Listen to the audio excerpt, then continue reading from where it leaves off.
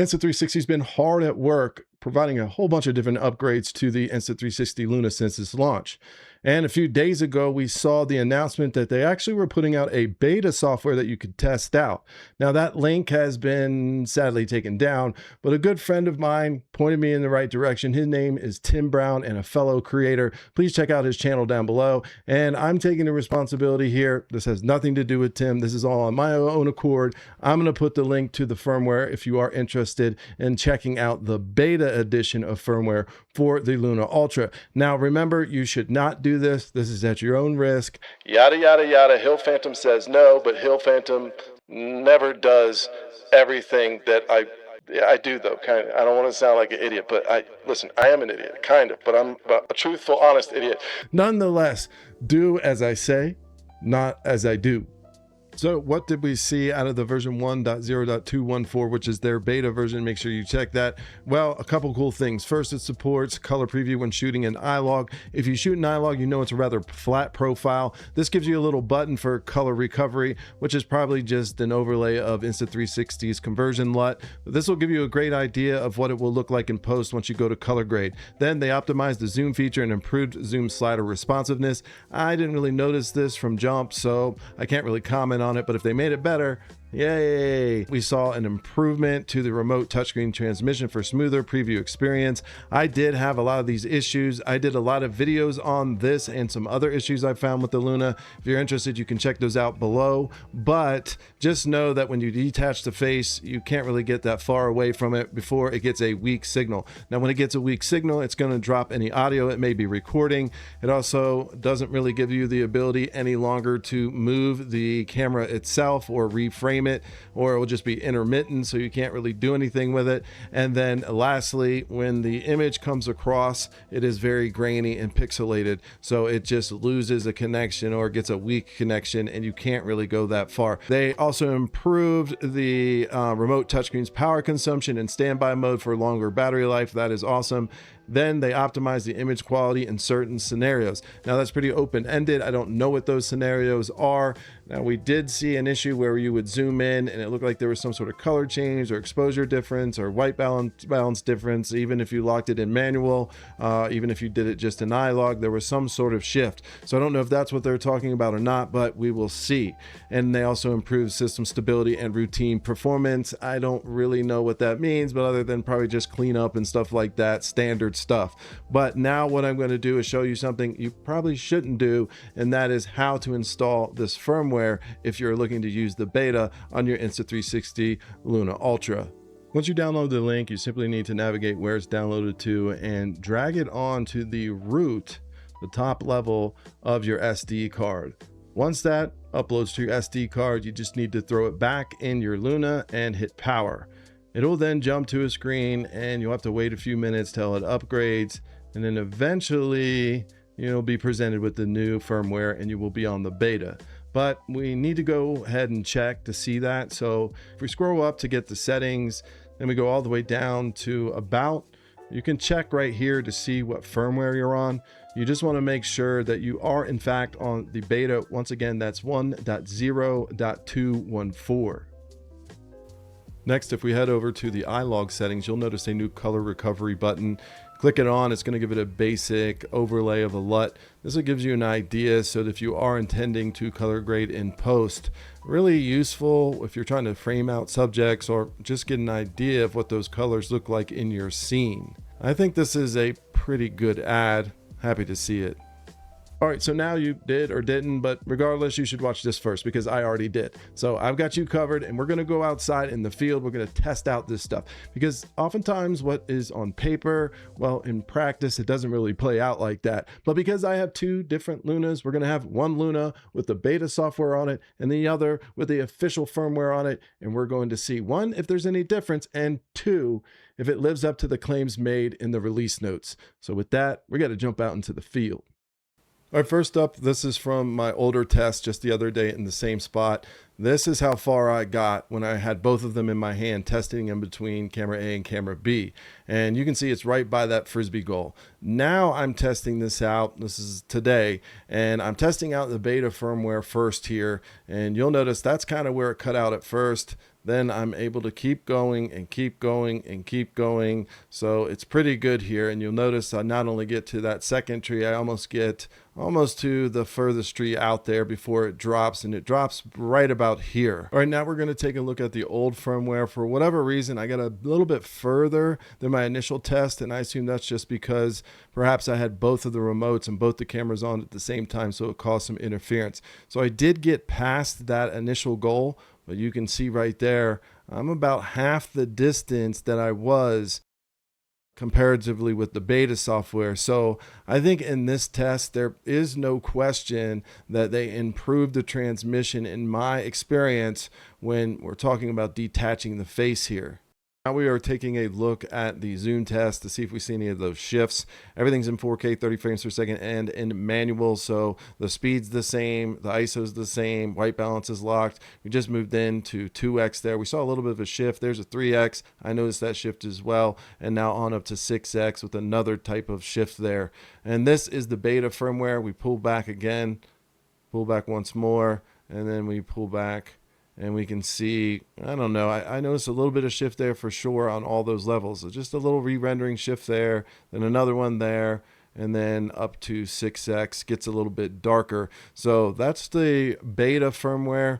I'm going to pull all the way back here so we can see the progression. That's not too bad, actually.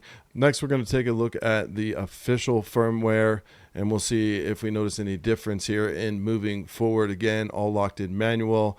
And we're pulling back here to 1x. So we'll move through here, 1x. Now we're going to move into 2x here shortly. A little bit of change, probably not as much as the beta. Another little change there, and then a big one there. Definitely going from 3 to 6, I noticed that. Now we're pulling back to 3, to 2, to 1 here. You know, some of the shifts don't look bad. I can't really tell right now which one is better, if there is one better. Definitely that step from 3 to 6, which we're getting ready to hit right here, that definitely looks a lot darker to me. So I don't know if we saw that over there on the beta or not. So in terms of the shifts and all this stuff, this is completely subjective, right? So you might see something a little different. Our eyes are all a little bit different. So I wanted to show you really quickly what I'm seeing. So this right here is from the camera that has the official firmware on. If I scroll back here, this is the camera that has the beta software on. So I don't know if they made any camera adjustments or color adjustments or something like that, but it definitely looks a little bit different to me. This one looks a lot more oversaturated in my opinion, and this one looks a little bit more flat to me. I'm not certain which one looks best, but I kind of prefer the older one personally. I still think there's some magenta in here that I'm seeing, but over here I'm seeing a lot more green, obviously. So it looks more vivid here. This could just be they are two separate cameras. I get that.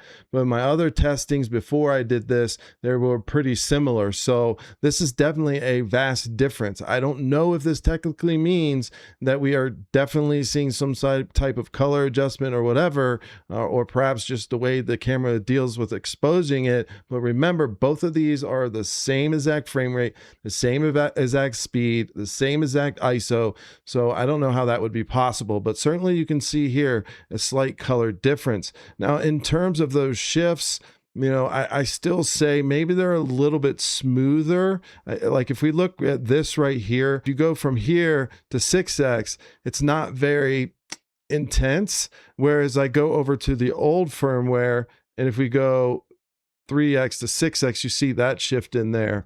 So right there where it gets a little bit darker, I think is a little bit less. So I don't really know what to say. I don't really have many conclusions. What I'll do is I'll put them next to each other. I'll go full screen and you can see the differences I'm talking about. On the left-hand side will be the beta software. On the right-hand side will be the official firmware.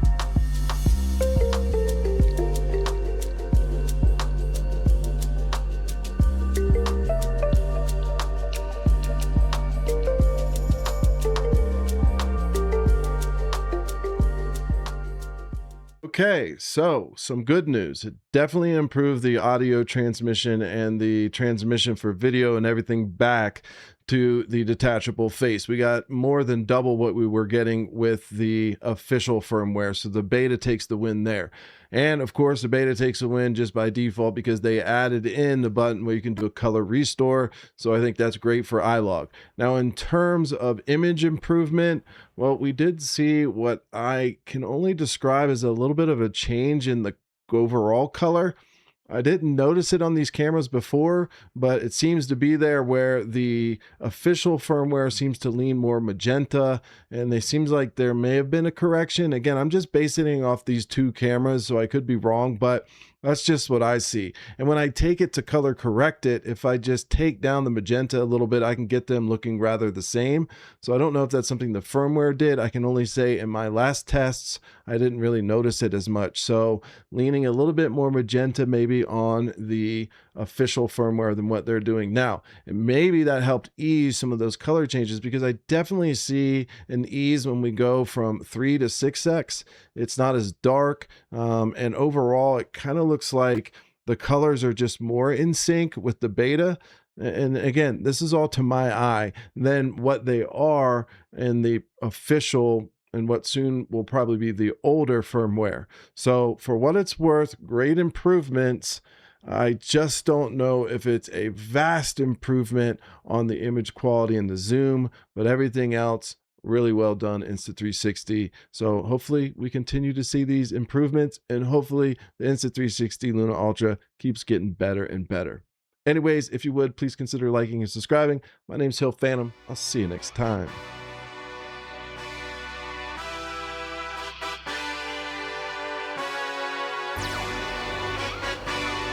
Hey, yeah, let's see how you do under pressure. Oh, yeah, I've been wanting this shit forever. I've been in the field with whatever they throw at me. Brush it off, pick myself up, moving on to the better. Okay, hey, yeah, ain't no errors, baby, it's a new era. I wake up early, feeling rich like I'm Kesha. I get to the paper.